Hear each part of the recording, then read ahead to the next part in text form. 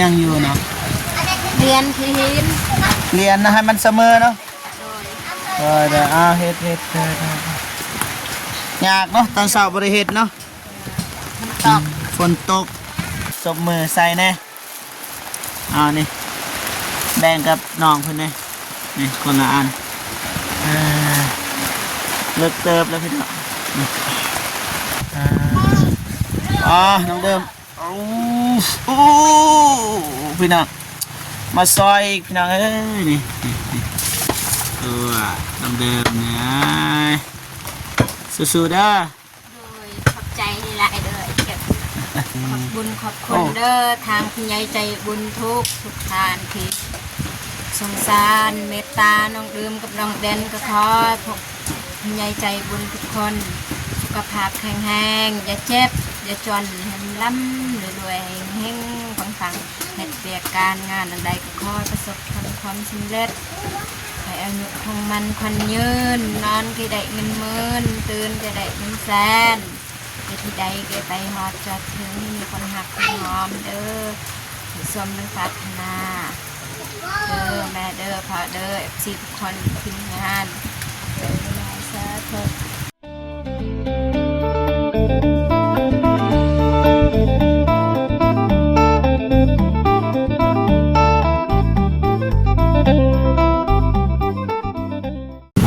กับทักทายสบายดีและสวัสดีเด้อพ่อแม่พี่น้องเบิร์ดสู่ผู้สู่คนนะทั้งในลาวและก็ต่างประเทศนะยินดีต้อนรับเข้าสู่ซองบ่าวเก็บคือเก่าพี่น้องนะตอนนี้ก็มาขุดต่อพี่น้องนะบางอย่างก็ไม่ได้ขุดเพราะว่าฝนตกพี่น้องนะตอนนี้ก็4 โมงพี่น้องเนาะเพราะว่าเฮากลางตะเกียบห้อยเฮาก็ไปขุดไปเบิ่งว่าไอ้คนรอเพิ่นขุดฮอดใส่แล้วพี่น้องนะแต่ว่าไปรอรุ่นไปเบิ่งน้ำกันพี่น้องเนาะไปสบายดีน้องซิมโอ้ยสบายดีเด้อเบิ่งลูกเนาะโอ้ยลูกให้พี่น้องนะเช่ป้าน้องเด้อสู้ๆเด้อสู้เด้อตักไทยสบายดีกล่องนี่สบายดีเด้ออาทิตย์สบายดีเด้อพ่อแม่พี่น้องคุณยายใจบุญทุกทานสบายดีFC พังลาวพังไทยต่างประเทศอยู่ในบ้านสบายดีก็ทุกคนเด้อสบายดีก็เฮ็ดยังอยู่เนาะเรียนที่หินเรียนนะให้มันเสมอเนาะเดี๋ยวเฮ็ดยากเนาะตอนเช้าบริเฮ็ดเนาะฝนตกอันนี้ใครแน่ได้กลางเลยพี่น้องนะโอเคนะนึงนะพอได้เฮ็ดพี่น้องนะไอ้คนรอเพิ่นก็อยู่ลุมเลยพี่น้องนะมาเก็บกับจักสิสวยนะพี่น้องนะสวยถ่ายคลิปให้พ่อแม่พี่น้องได้เบิ่งพี่น้องนะบ่ว่ากันสู้ๆเด้อสบายดีเนาะกำลังใส่เสื้อนี่ตักน้ำออกก่อนพี่น้องเนาะก่อนสิขุดเราก็ตักน้ำออกก่อนคันบ่ตักบ่ได้บ่ขุดยากเนาะ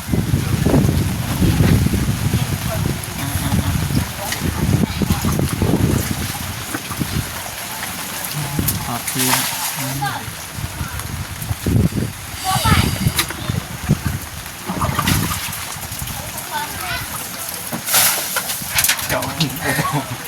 ใจเย็น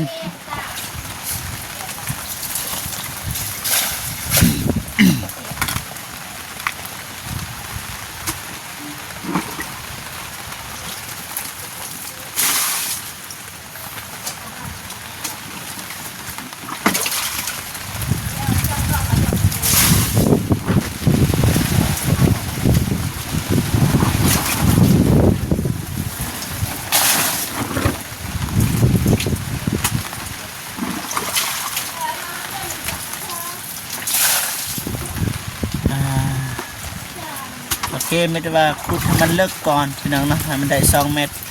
จึงว่ากันว่าสิเฮ็ดบอลระบายน้ำหรือบ่พี่น้องนะบอลอาบน้ำอาบไหนพี่น้องนะเพราะว่าดินน้องก็มันน้อยนะมันสิ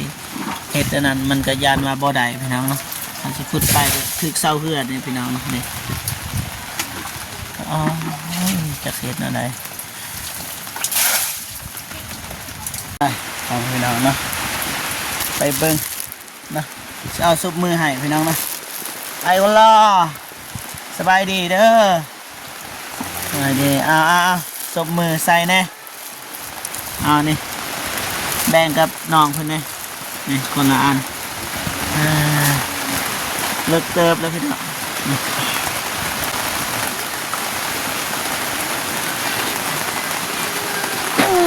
จ้ะน้องนะ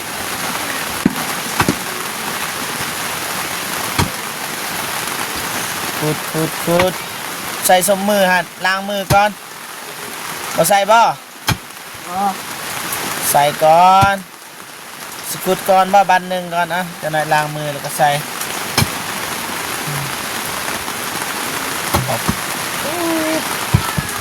เอาเปียกได้นี่เดี๋ยวธรรมดา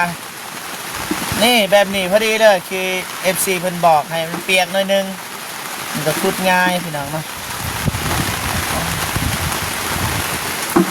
ไปล้างมือก่อนก็ได้ไอ้คนหล่อจะสิใส่ล้างมือก่อน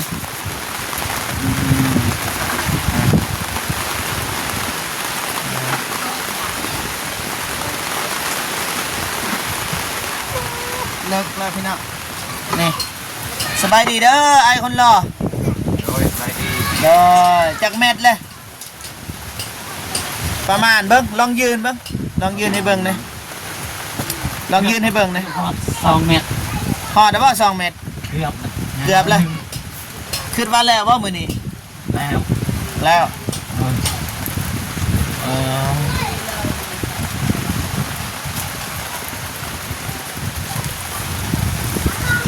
ยากเนาะความพยายามบนใดความสำเร็จอยู่ที่นั่นพี่น้องเนาะบ่คือขุดของน้องสาวเบาเจ็บง่ายพี่น้องนะบ่มีหินนี่ยังมีแต่ดินซื่อแห้งบัดลงลึกเท่าใดแห้งแบบสบายขึ้นพี่น้องนะแต่ว่ารู้สึกว่าหายใจบ่สะดวกพี่น้องมันลึก10 ปลายเมตร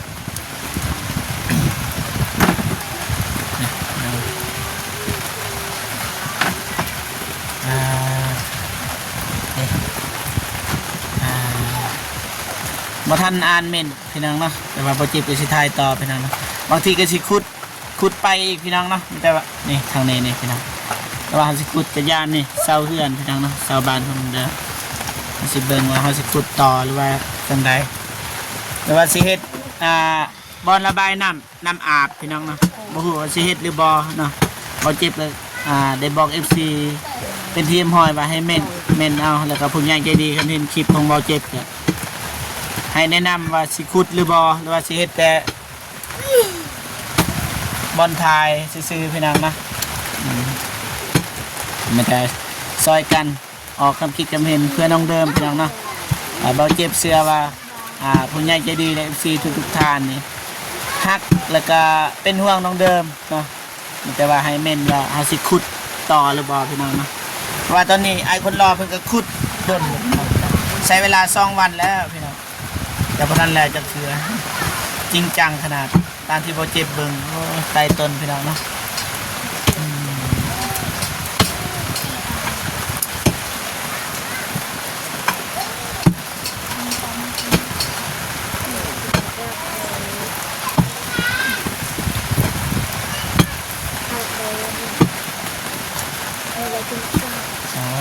บ่ฮู้ว่าบ่อนอาบเป็นจักสิระบายทางใด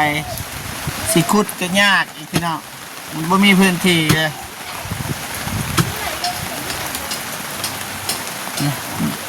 ทางนี้ก็น้องเดิมก็เฮ็ดน้องเดิมดุได้น้องเดิมนะพี่น้องเนาะอันนั้นใหม่ที่จริงนะน้องบ่เฮ็ดก็ได้แต่น้องเพิ่นก็เฮ็ดพี่น้องนะแต่ว่าเราอยากได้ห้องน้ำนะครับพี่น้องส่งกับพี่น้องเพิ่นอยากได้น้องซิมคาลูกซื้อพี่น้องนะคันบ่คาเราก็มาซอยน้องซิมนี่สุดยอดเลยซอยน้องเดิมซอยตลอดซอยทุกอย่างเลยนับจากการเฮ็ดการกินพี่น้องเนาะซอยทุกอย่างน้องเดิมมีความสุขความทุกข์กับฮู้เบิดน้องซิมน้องเดิมก็ซอยคือกันแหละพี่น้องนะมาแม่นแต่น้องซิมซอยก็ซอยกันเพราะว่า เป็นหมู่กันนั่นแหละเขาต้องซอยกันพี่น้องนะมีบันไดครับแหน่พี่น้องนี่บันไดลงเบิ่งนำกันพี่น้องเนาะให้ภาพมันบรรยายเลยพี่น้อง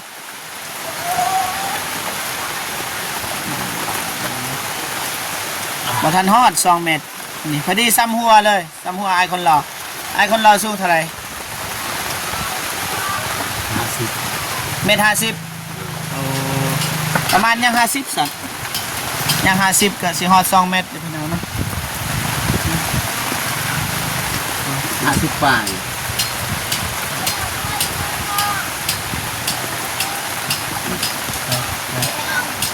เมื่อยบ่ เราไม่จ้าไปหมด เมื่อยบ่ แต่มีกำลังใจเจ็บ โอ้ยบ่ได้ยินนะ เมื่อยแต่มีกำลังใจเจ็บ เอาโย่พี่น้องสู้ๆเด้อไอเด้อมื้อได้อยู่รางวัลคนขยันพี่น้องนะ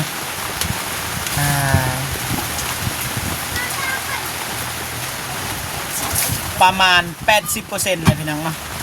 การขุดหลุมซ่วมอย่างนี้โอ้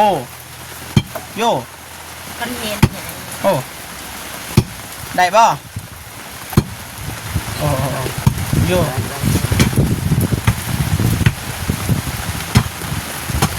แนว น้องซิมก็มาให้กำลังใจตลอดน้องซิมนะว่าอุ้มดูพี่น้องนี่น้องซิมกำลังใจวันนี้ก็กินข้าวน้ำกัน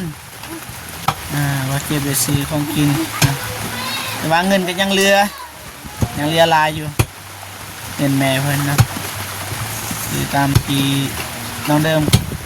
ขอบคุณกับคุณนะแต่ก็ให้เงินสดให้น้องเดิมนะ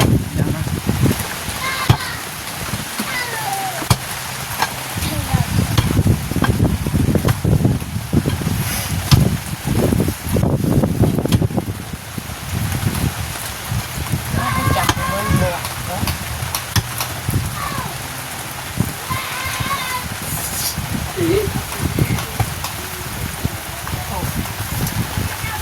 ก็แพงได้ยังได้ยังมีคนบอก โอเคประมาณนี้นะการอัปเดตก็แล้วพี่น้องมื้อนี้อายเพิ่นว่าแล้วพี่น้องนะบ่เจ็บก็บางทีก็สิอยู่จนแล้วพุ่นแหละ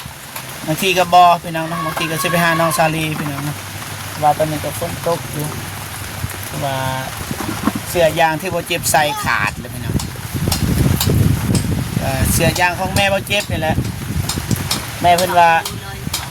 ไม้ขาดเด้อลูกเด้อก็ว่าโดยแม่สุดท้ายขาดจ่อยมันจักสิว่าแล้วมันขาดพี่น้องเนาะแต่ว่าแม่ก็บ่ให้ดอกคิดว่าเราบ่เคยหายดอกแม่คงบ่เจ็บนี่โอ้ลิ้นนักเคยตัดข้างหน้าอีเหนือใช่เนื้อเดือดเนื้อระเตินโอ๊ตเช้าวันนี้ก็เป็นแหล่แล้วมัน จะหน่อยแป้งก็ได้เดิมมือเปื้อนน้องเดิมยา ให้กำลังใจมัน ให้กำลังใจน้อยๆนี่โอ้ใช่กำลังใจไอ้คนรอกับบอเนาะ ให้กำลังใจรวมเซมติตาก่อน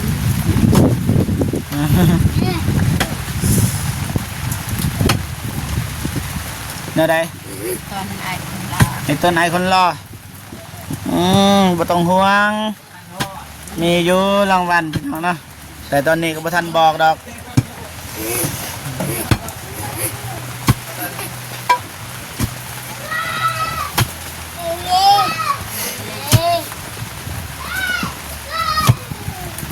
เรียส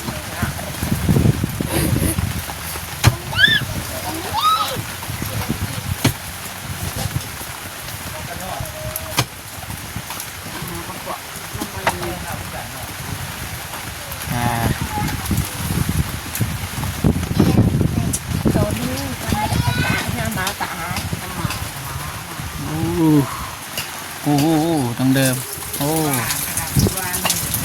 อ้าวพอเฮ็ดแบบนี้เด้ขาดเด้อืม ใส่เข้าไปโจมันไม่วัดไม่จอแล้ว บ่ใส่เสื้อประมาณทั้งนี้เด้อบ่ใส่เสื้อนี่เด้อ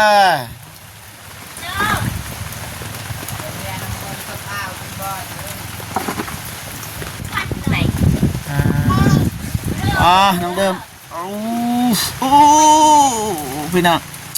มาซอยพี่น้องเอ้ยนี่ตัวน้องเดิมเนี่ย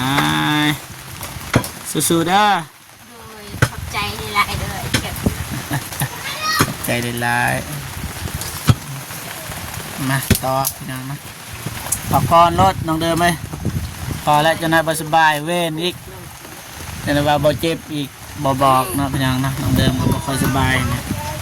เสือบ่สบายหนักก็บ่แม่นแต่ว่าปกติดีอยู่ยันแต่ว่าน้องบ่สบายบ่อยากให้เฮ็ดเวียกหนักพี่น้องเนาะ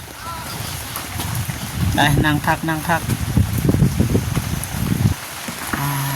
บ่ค่อยเห็นน้องเด่นนะเราไปใส่ สบาย อ๋อน้องบ่สบายบ่อ๋อโดยให้เราพักผ่อนซะที่จริงบ่เจ็บก็ฮู้แล้วบ่สบายพี่น้องเนาะแต่ว่าถามเพื่อว่าพี่น้องบ่เข้าใจว่าน้องเด่นคือบ่มาซอยพี่น้องเนาะบ่เจ็บได้เบิ่งน้องเด่นอยู่พี่น้องเนาะน้องบ่สบายก็ได้เบิ่งอยู่ได้เบิ่งกันอยู่แต่ว่าเราก็ย่างแค่นี้แหละย่างแค่นี้นะบ่อยากให้เราเฮ็ดนะพี่น้องนะ ไป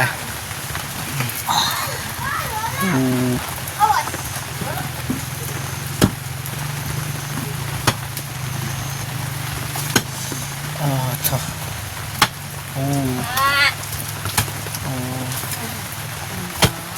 รู้สึกว่าง่ายนะมันเปียกแม่นบ่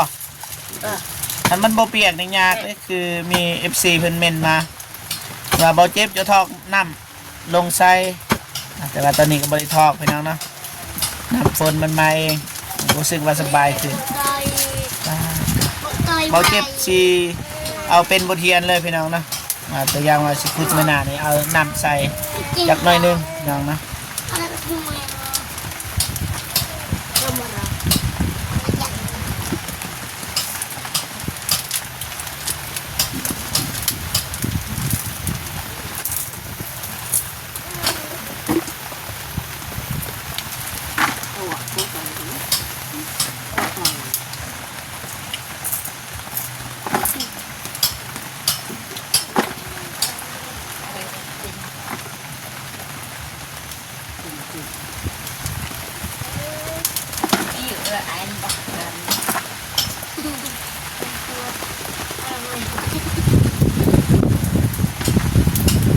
ยันขาดขาดได้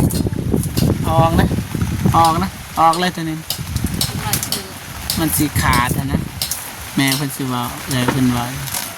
ออกเลยโอเคได้อยู่นะนี่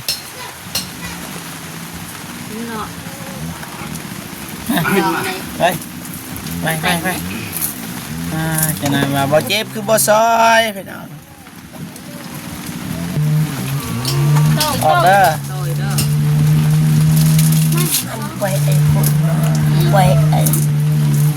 ผู้ไพ่นี่คือว่าเพพังเบิดเลย คนน้องเดิม อ้าวคุณน้องเดิมป่ะ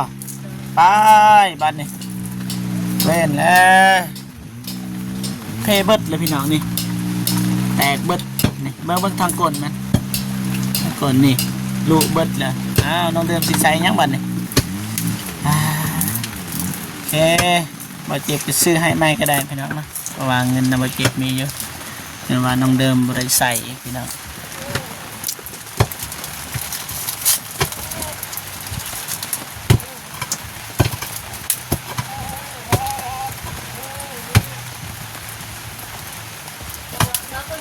ใส่กำลังต้องใส่กำลังบ่เจ็บพี่น้องเพชรแบบนี้นี่มือเนี่ยบ่อยู่เลยนี่ซับ2-3 บาทมือเบิดเลยนี่ขนาดตอกมื้อนั้นในบ่ได้เฮ็ดหยังนี่พี่น้องนี่บ่หนักปานใดของแม่เฒ่านี่เห็นบ่พี่น้องนี่ตอกไม่ซื่อได้พี่น้องนี่ก็ยังเป็นแบบนี้เลยแม่เฒ่าตาบอด ขย้อนไปเฮ็ดอันนี้โอ้บ่ไหวแล้ว มีแต่เนี่ยต้องบ่เด่นจางเขาลอย คือบ่เปลี่ยนให้น้องเพิ่นอยู่ร่วมอีกเปลี่ยนกันแต่ว่าอายเพิ่นเฮ็ดหนักก่อนพี่น้องเพิ่นใหญ่แน่นี่ก็หนักคือกันบางอย่างเพิ่นก็ลงพี่น้องเนาะเปลี่ยนกันลง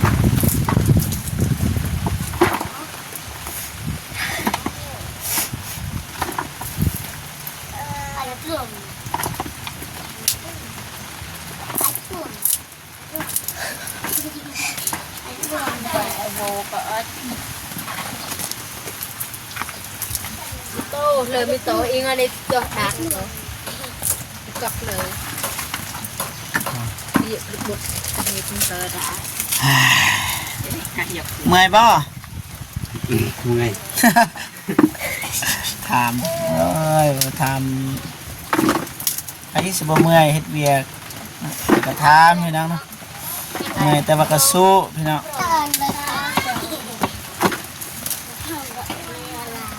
แต่คืออยู่เจอมา ทางใด มาจ้าเด็กมันเด็กตาเรื่องเก๋เยอะมากตะเกียงจ้า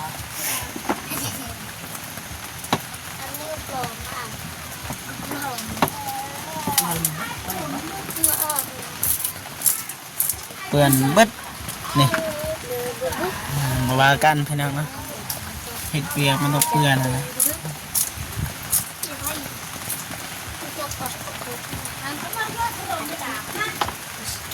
เก็บเอาไปหมดอยากไปเบิดกิน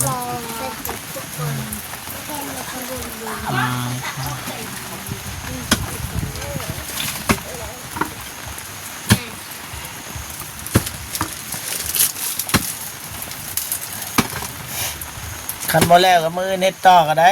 เพราะว่ามืดค่ำเลย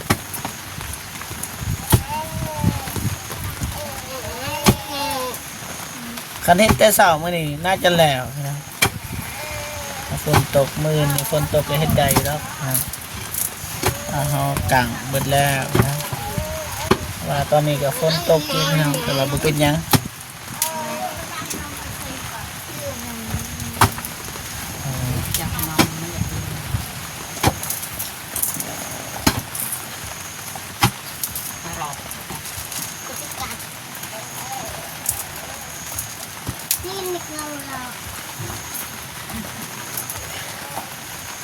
โอเคผมไม่พี่น้องเนาะ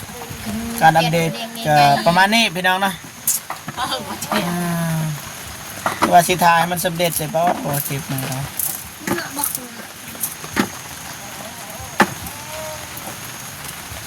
หยุดกองกันพี่น้องนะหยุดตรงนี้ก่อน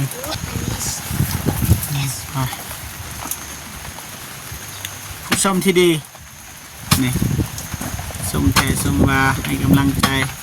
นี่บ่มีผู้ใหญ่มาให้กำลังใจเนาะแต่ลูกหลานคอยหน่อยมาแม่นนี่ก็แม่นนี่ลูกไอ้น้อย2 คนนี่3 คนนี่ลูกไอ้คนรอนี่1 2 3ลูกไอ้น้อยก็3แหวะ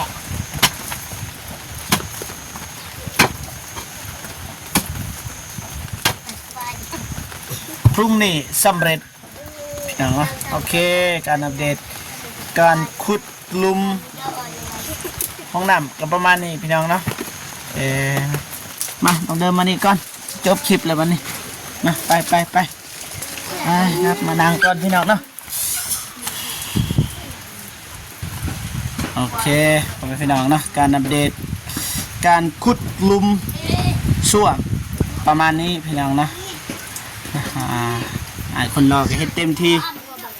ไม่พี่น้องเนาะโอเคแต่ว่าพอเจ็บจะจบคลิปก่อนเนาะเพราะว่าคลิปยาวแล้วพี่น้อง20 นาทีแล้วพี่น้องนะจบคลิปไปก่อนถ้าผิดพลาดประกันใดต้องขอโทษขออภัยบางทีก็เฮาว่าบ่ชัดเจนหรือว่าบ่สุภาพก็ต้องขอโทษขออภัย บ่ว่ากันพี่น้องเนาะ ขอบบุญขอบคุณเด้อทางคุณยายใจบุญทุกทานที่สงสารเมตตาน้องดื่มกับน้องเด่นก็ขอพวกคุณยายใจบุญทุกคนสุขภาพแข็งแรงอย่าเจ็บอย่าจนให้ล้ำรวยๆเฮงฟังๆเหตุเปียกการงานใดก็ขอประสบความสำเร็จ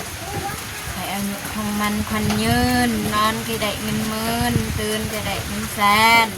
ไปที่ใดก็ไปฮอดจอดถึงมีคนหักคนหอมเด้อให้สมนึกปรารถนาเด้อแม่เด้อพ่อเด้อFCทุกคนทีมงานเด้อสาธุ ได้โอเคพี่น้องเนาะบ่เจ็บก็สิจบคลิปก่อนพี่น้องเนาะจังได๋ก็ขอบคุณนะผู้ใหญ่ใจดี FC ทุกท่านที่เข้ามาติดตามรับชมเป็นกำลังใจให้บ่เจ็บแล้วก็เบิ่งคลิปบ่เจ็บตั้งแต่ต้นจนจบและบ่ข้ามโฆษณาจังได๋ก็ขอให้